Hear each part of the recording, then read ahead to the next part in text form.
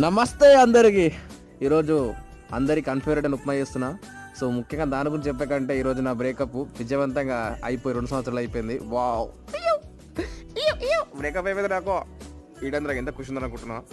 పర్లేదు మా అవన్నీ అవుతూ ఉంటాయి, పోతూ ఉంటాయి. కానీ సో ఉప్మా చేసుకునే పద్ధతి ఏంటంటే ఫస్ట్ రవ్వర్ మంచిగా ఎంచుకో. ఆయిల్లో కానీ నెయ్యిలో కానీ బటర్లో కానీ ఎంచుకున్న తర్వాత మంచిగా కొంచెం కలర్ వచ్చిన పక్క తీసుకో. సో మళ్ళీ ఇంకొక ప్యాన్లో ఆయిల్ తీసుకొని ఎల్లిపాయలు వేసుకొని పల్లీలు బాదం పప్పులు వేసుకొని మంచిగా ఫ్రై అయిన తర్వాత అందులో ఉల్లిగడ్డలు మిరపకాయలు అయిన ఆవాలు జీలకర్ర ఫస్ట్ ఆయిల్ మర్చిపోయినా అది వేసుకున్న తర్వాత మంచిగా ఫ్రై అయిన తర్వాత అందులో వెజిటేబుల్స్ ఏది దొరుకుతాయి వేసిన తర్వాత మంచిగా నీళ్ళు పోసి మంచిగా మసాలా పెట్టారు ఇట్లా. సో ఉప్మా రవ్వ వేసుకున్నప్పుడు కొంచెం మిక్స్ చేసుకున్నాను, ఎందుకంటే నాకు కరెక్ట్ చేసేవాళ్ళు లేరు అక్కడ వీడియో వేసి, అందుకే కలిపేసుకున్నాను.